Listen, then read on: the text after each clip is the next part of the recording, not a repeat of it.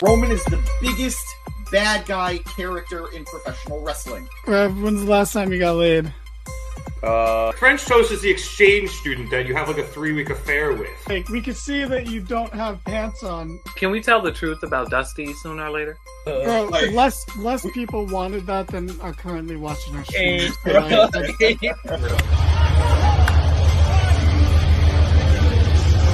And you know Vince, and you still think, are these true? It's like... Welcome to the Mark It Down podcast. Hello, everybody. My name is James Gisanti, and as Prince Nana said, this is the Mark It Down podcast, where on Thursdays we're in the Gym Pack Zone as I cover TNA Impact Wrestling. Guys, I'm sorry I missed you last week. We had a kind of big press conference that we needed to cover for another company, so I apologize. And of course, the 1 week I don't cover TNA is the week where everything falls apart. Unfortunately, we are now living in a new era where Scott D'Amore, the man who is heavily credited as being the driving force, keeping TNA alive and keeping the hope going, carrying that flag, is no longer the president of our company.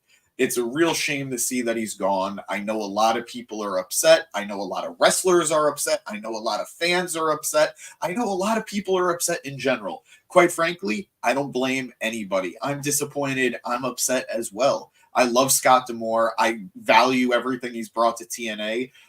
Just today, a report came out about a letter that several TNA talent signed, pushing Anthem, letting them know their support for Scott D'Amore, which I think is a beautiful gesture on their part. Time will tell if Anthem is going to acquiesce or if they're going to stay strong with what they want and keep their own people involved in the company. I've been a fan of professional wrestling long enough to know that when it stays corporate and there's somebody who isn't involved in wrestling leading the ship without wrestling people there to guide them, it doesn't always go well. But I'm rooting for TNA no matter who's in charge, no matter who's the boss. There's so much great talent in TNA no matter what. So let's get into the show tonight. Let's get into tonight's episode of Impact. The night started with a singles match between Frankie Kazarian and Jake Something. Jake Something, who has been presented fairly strong ever since his return to TNA, ever since his return to the Impact Zone. Jake has been presented as a stud. He's been presented as a pretty dominant force. So I was surprised as Frankie Kazarian picked up the win. It wasn't what I was expecting. It wasn't I mean, I should have in some ways, because they are building up this Frankie Kazarian heel turn. They are building up him building this winning streak and going for the TNA world title, gunning for the TNA world title. But I wouldn't have booked this match if I'm going to be honest with you guys. I think both of these guys are in need of strong showings, are in need of wins, and something shouldn't be derailed by Kazarian. Now, nothing against Frankie. He's really upped his game since turning heel. The promos have been great. And quite frankly, for a man his age, he looks half of it. So I get what they're doing with this push, but I would not have done it at the expense of Jake Something, who did look strong, that he did hit his head on the exposed turnbuckle, so he was protected. But just a very interesting choice of matchup here between these two guys as Kazarian continues his winning streak and is building towards hopefully a challenge for the world title. Now, I will say I do love what commentary is pushing here, that while Kazarian's approach might have changed, maybe Frankie's demeanor has changed, everything he stands for hasn't. He still loves TNA. He still wants to represent TNA. He still wants to be TNA world champion, and he has so much respect for it. He just doesn't really value the same approach. He doesn't value the fans. He doesn't value their support, and he's going to fight a little bit dirtier to get what he wants. So I do like that acknowledgement. It doesn't feel like a complete character twist. It doesn't feel like it came out of nowhere. So let's see. So far, this heel turn that we've all been wanting, or we've all been saying was kind of needed for Frankie, is paying off so far. So good showing from these two men who started the night, and it should be noted they are two Scott D'Amore guys. That's all I'll say there. They then had Eric Young shown watching behind the curtain, and later cut to a promo from Young challenging him to a face-to-face confrontation next week in the ring. These are two veterans of TNA wrestling. These are two guys who have been with the company since, if not day one, at least day two. They've been there for a very, very long time through a lot of regime changes, and they are, in some ways, the heart and soul of TNA. So very much looking forward to this clash of veterans next week in the ring. We then had a TNA Knockouts match. We had our champion, Jordan Grace, taking on Savannah Evans. The story with this match was that last week, Giselle Shaw fired Savannah Evans and Jay Vidal, who for just consistently letting her down, essentially. The Shantaraj is not living up to the hype of the Ultimate X winner, Giselle Shaw. So Savannah Evans wanted one more chance to prove herself to Giselle and taking on Giselle's future opponent, our champion, Jordan Grace. Look, this was what I love. Big, meaty women slapping each other's meat. It really does sound wrong when you say it that way. And guys, I'm sorry, but it was what it was. This was a clash of the Titans with these two. And while it was a quick match, of course, our champion Jordan Grace did win, pulling off a huge muscle buster onto the much bigger Savannah Evans. No shock with the finish. After the match, we saw Giselle Shaw attack Jordan with the Ultimate X, really, and stand tall, holding the X and holding the Knockouts Championship.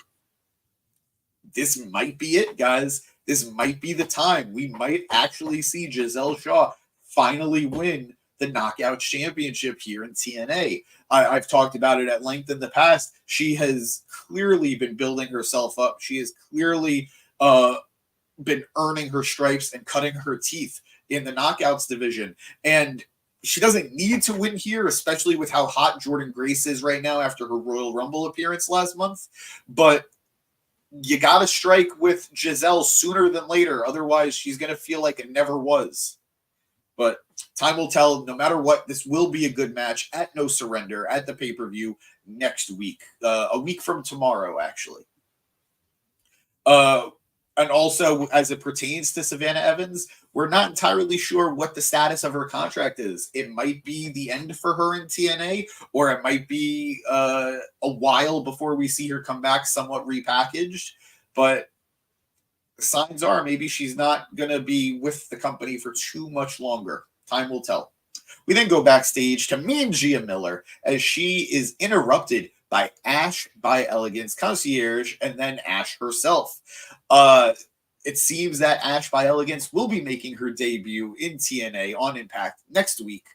Better late than never. They had a lot of hype with her debut at Hard to Kill, and a whole lot of nothing so far. I am very much on board with her being in TNA. I'm very much on board with her revitalizing her career in TNA on Impact, and I'm hoping she gets to, but they need to do stuff with her. They can't just be doing these promo packages. As much as her concierge is a good speaker and seems like he's going to be a great part of this gimmick for her, fans are concerned whether or not she can still hold up in the ring. People were never all that impressed with Ash by Elegance, formerly known as Dana Brooke in WWE.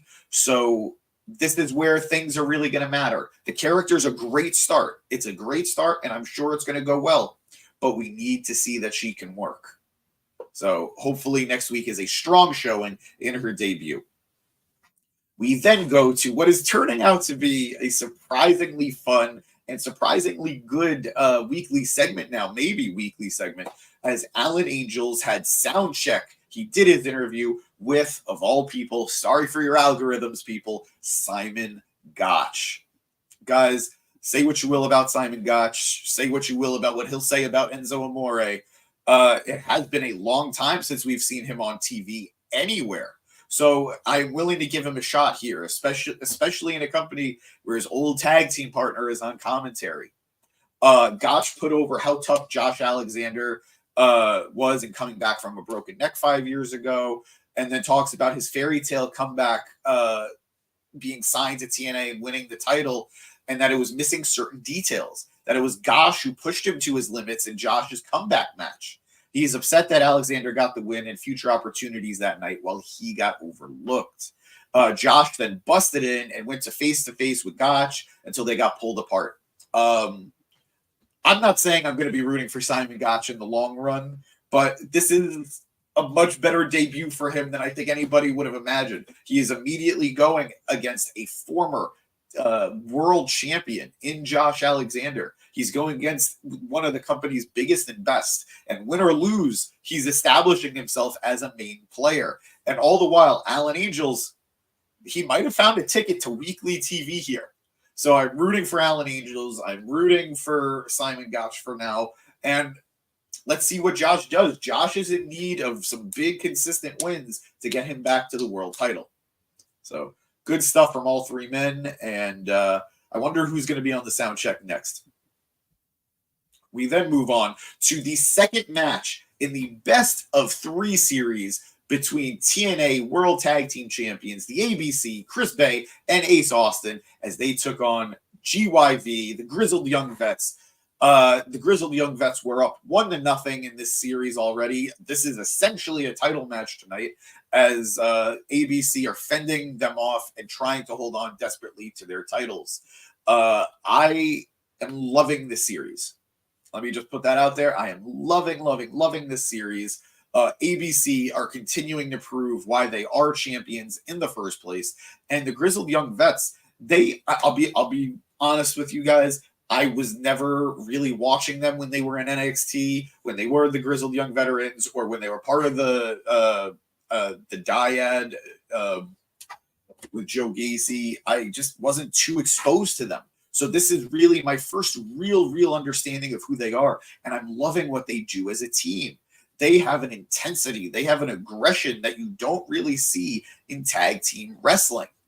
So great matchup between these two young teams, despite being grizzled veterans.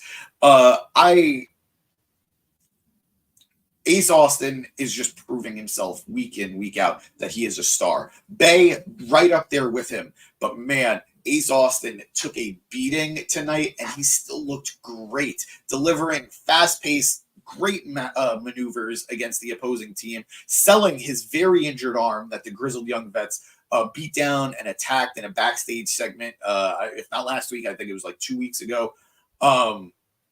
Great matchup. A little predictable, as we knew, well, we suspected ABC picked up the win, taking it to 1 win apiece as they go into the third and final match in their series, which will be at No Surrender to determine the TNA Tag Team Champions. The crowd was super behind this. Lots of TNA chants, a lot of appreciation for ABC. Austin and Bay both getting a lot of love as they had great spots with their hot tag, very big kickouts, and just great overall storytelling. Austin getting the win using a neck bridge as he folded his shoulder, folded his arm, not putting weight on it to sell the injured shoulder. Great storytelling by these two young talents, and great opposition from the Grizzled Young Vets. Great showing. And I'm very much looking forward to their third match, as despite how good these first two matches were, it does certainly feel like they might be holding back a little bit, so we get a great trilogy out of them. Looking forward to it. We then go to, I got to cover it, guys. I'm sorry. I just don't like it. Dirty Dango, Oleg Prudius, and Johnny Bravo, as they're at a racetrack. Dango talks about how he wished he never went to wrestling school, that he never trained under Killer Kowalski. He should have trained to become a race car driver. They then talk about hosting an open casting call for tag team challengers with under a year of experience. Dango name dropped Scott Norton and suggested a main event of Norton versus Prudius. He also wondered where the Panda Energy car was. I thought that was actually kind of funny. That was the best part about this. And seems like I'm joined by somebody, but let's see. Always a pleasure to have you, pal. Moving on, we had our first, and I believe technically our only title match of the night, as Digital Media Champion Crazy Steve took on Rhino, the man beast himself. This was made after both of these guys had a confrontation on Explosion somewhat recently. Rhino standing up for his old ECW compatriot, Tommy Dreamer.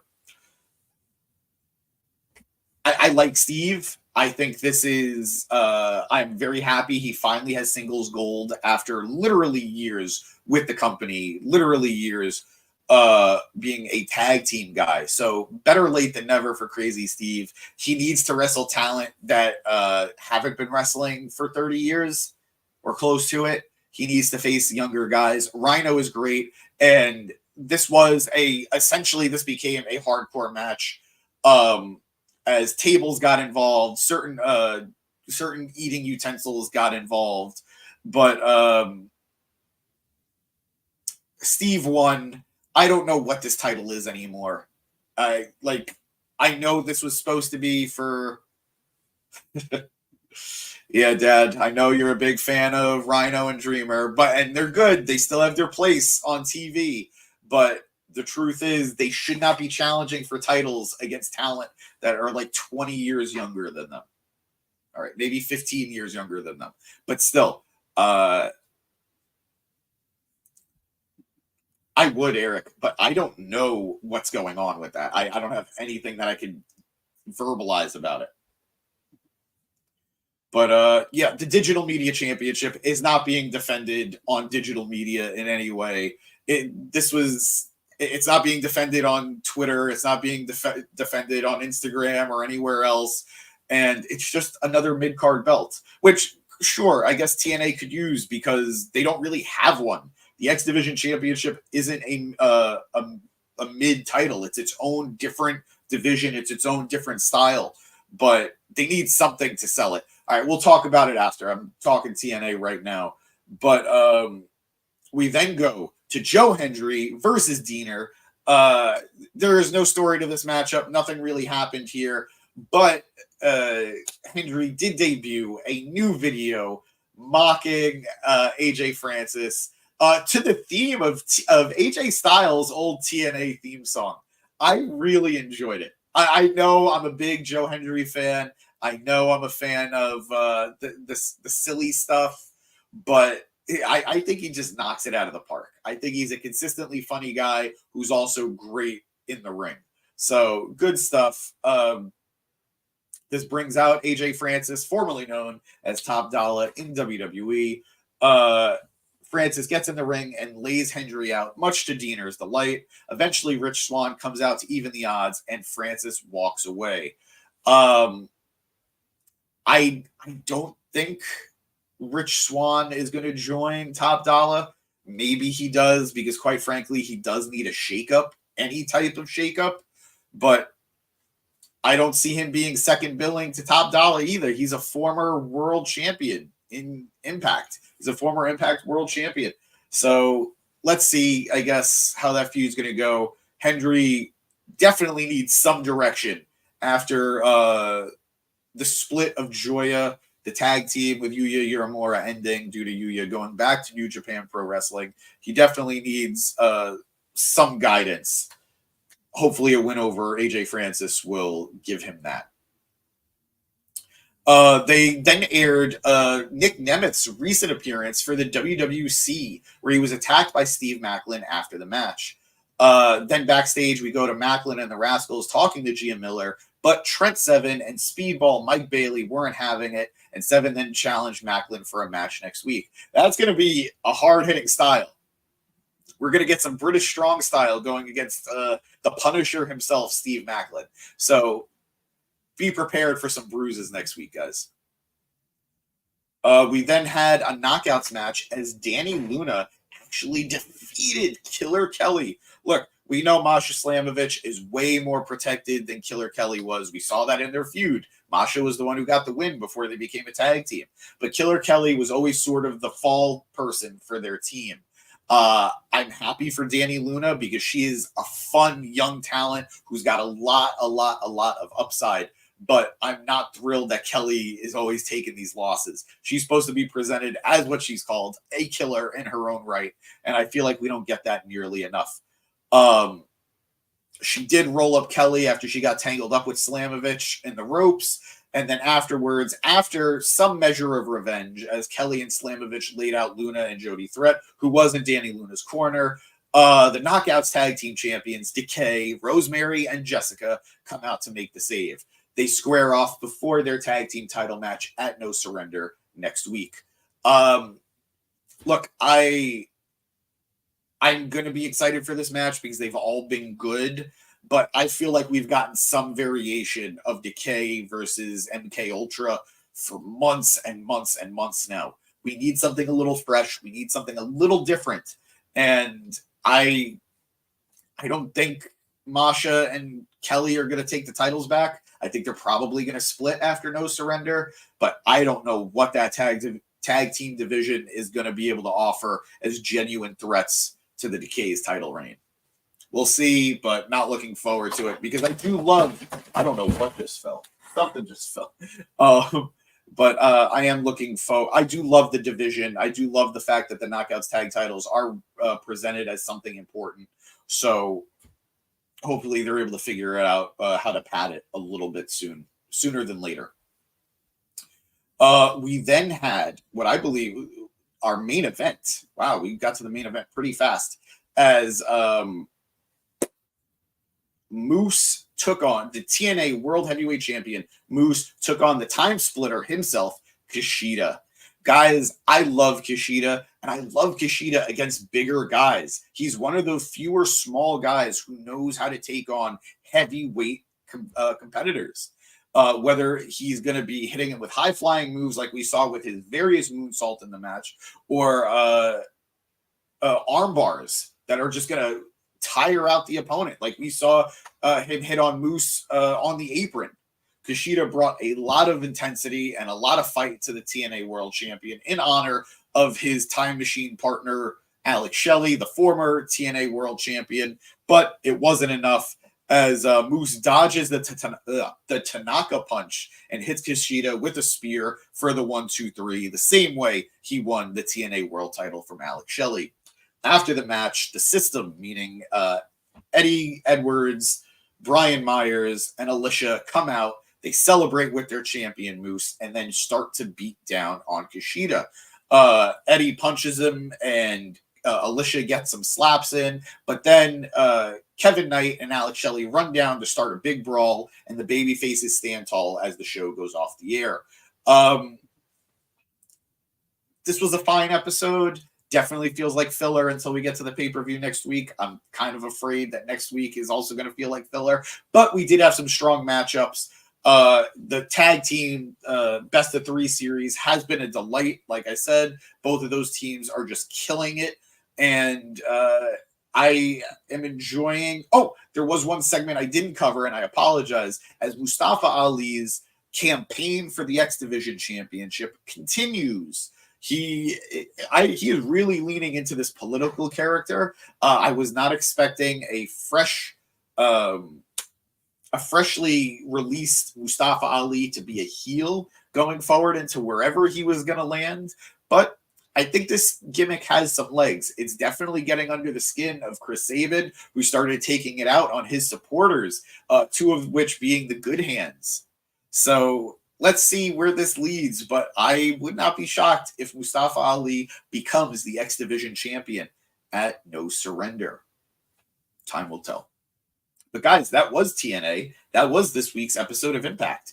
I know our producer would like me to talk about the Stephanie McMahon situation. I don't know much about it, but reading this tweet, Cara Pipia, friend of Ashley Massaro, a former WWE star who accused Vince McMahon of covering up an alleged, trigger warning, rape.